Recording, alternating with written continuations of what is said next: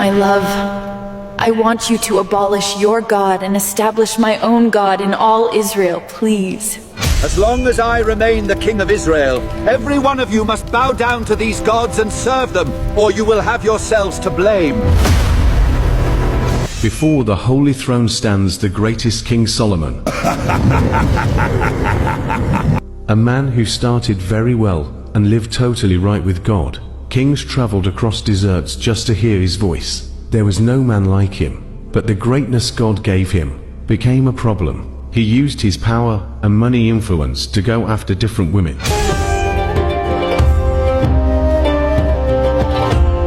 And little by little, the heart that once bowed began to rise. The man who once built the temple began to build altars for idols, shrines for foreign gods, high places for demons disguised as deities. He did not only turn away from God, he used his influence to turn many souls into worshipping idols. He turned Israel into a nation of idol worshippers. He normalized what God hated. He made sin look royal.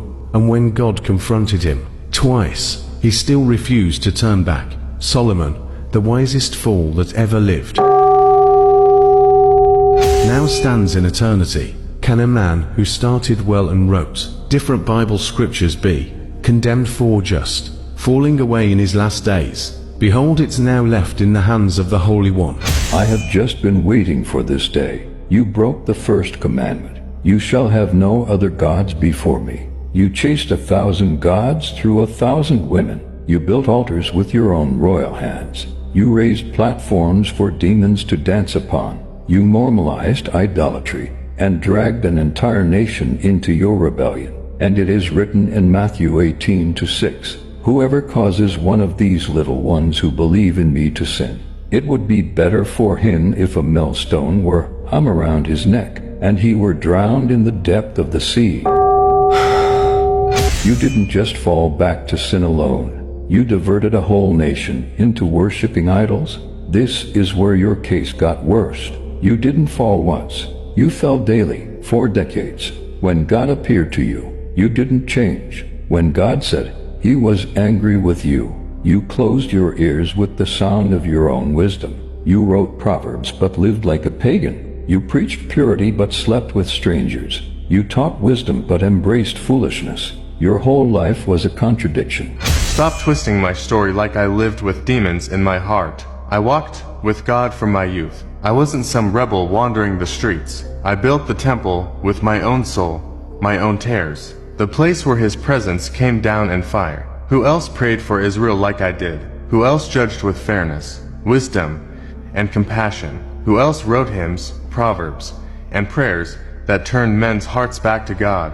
And you stand here calling me a traitor. Tell me, was I supposed to rule nations without alliances? Do you know the political pressure I carried? Every kingdom wanted war, and marriage alliances were the only way to keep Israel safe. Yes, I married foreign women, but I did it to protect the nation God gave me. Even David made alliances. You don't condemn him, and you accuse me of idolatry. Do you think I knelt like a fool, worshipping wood and stone? No, I tried to maintain peace between nations. I tried to unite cultures. I tried to be a wise king in a complicated world. You speak as if I never loved God, but God himself said, I have set my name in Jerusalem forever. And who built that place? Me. I was surrounded by temptation, pressure, war threats, and expectations beyond any man's strength. Don't stand there and judge me like I never knew God. I fell, but I also found him again.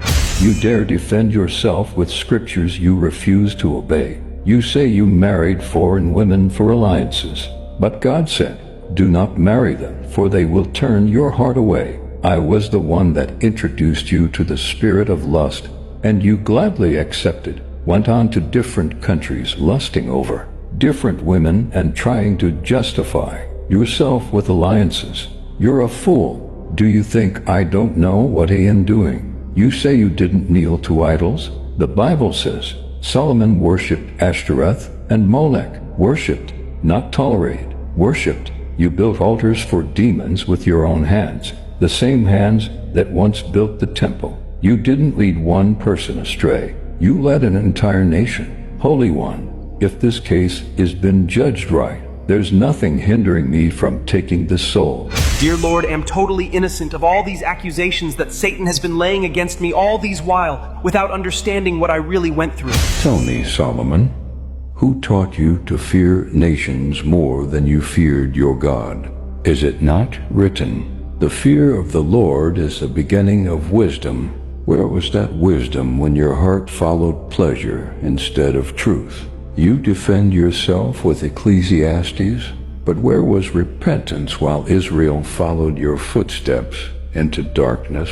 Did you forget what I commanded every king? It is written in Deuteronomy 17:17, do not multiply wives, or your heart will be led astray, and yet you multiplied not 10, not 100, but 1,000.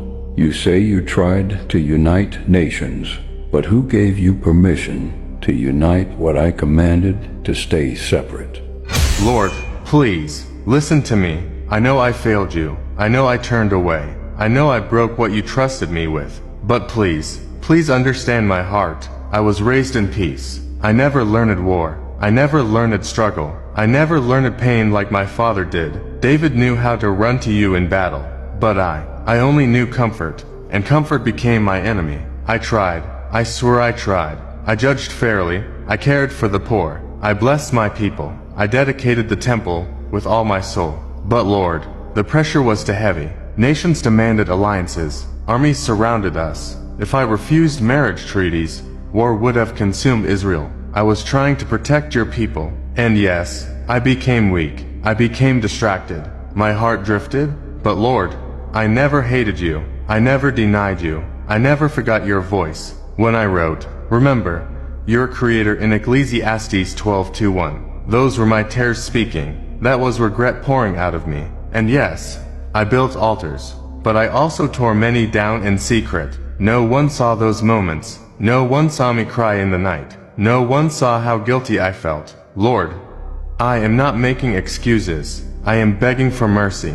If you judge me by my failures, then I am lost. But remember my early years. Remember my prayer. Remember my devotion. Remember how I loved you before I lost my way. I know I sinned, but don't let my sins be the final word over my soul. Have mercy. Have mercy on a king who forgot he was only a man. The crown I gave you did not destroy you. Your own heart destroyed you.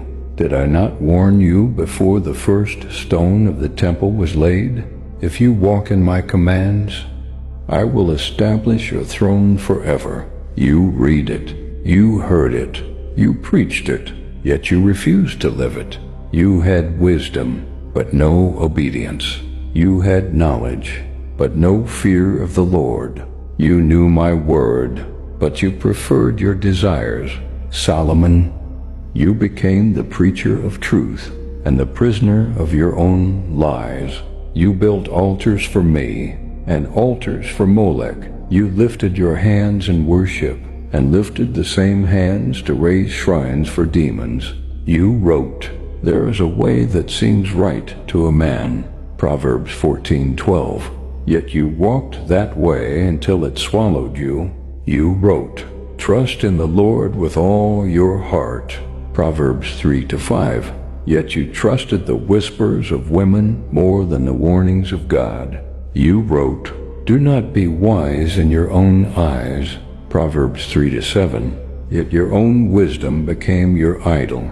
Your fall did not begin with women. Your fall began the moment you stopped listening, the moment my voice became one opinion among 1,000 voices in your palace. A man is not judged only by how he starts, but by who he becomes when the blessings he prayed for began to choke him. You had everything, yet lost yourself. You had warnings, yet hardened your heart. You had encounters, yet refused my voice. Solomon, I gave you more than any king, and you gave me less than any servant. Solomon, I used you to write down many Bible, scriptures, and other ministry works which are still blessing humans till today. For that reason, your soul has been weighed on the scale of eternity, and I alone, knows your final destination. And to you watching this, listen, for the fall of Solomon is a mirror held to your generation. You pity him, yet you repeat his sins. You say, how could a man blessed by God fall so far? And yet every day you turn my blessings into the doorway for your destruction. Hear me now. Many of you are destroyed by the very blessings you prayed for. Solomon asked for wisdom. You ask for influence, money, opportunities, platforms, but the moment you receive them, you forget the God who gave them. Did I not say, when you have eaten and are full, beware lest you forget the Lord? So why do you forget me the moment life becomes comfortable? Many of you are falling not because of great sins, but little compromises. Solomon did not wake up in full rebellion. It started with one foreign woman, one compromise, and from there Satan observed how much he loved women and destroyed him with it. And so it is with you. Your fall did not begin with adultery. It began with a DM you should not have replied to. Your fall did not begin with addiction. It began with one video, one click, one curiosity. Your fall did not begin with idolatry.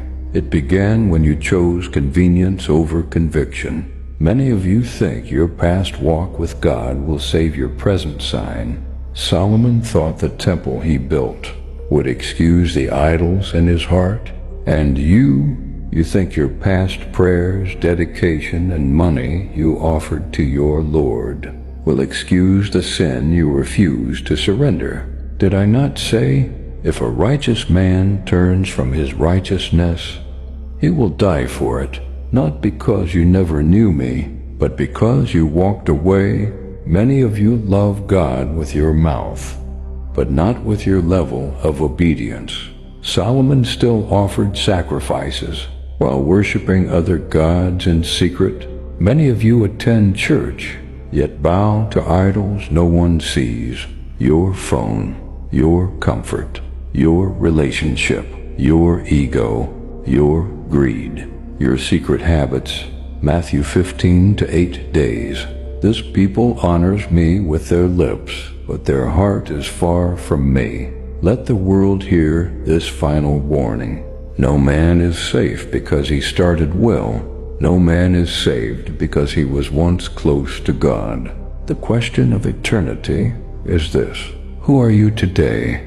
What altars stand in your heart this moment?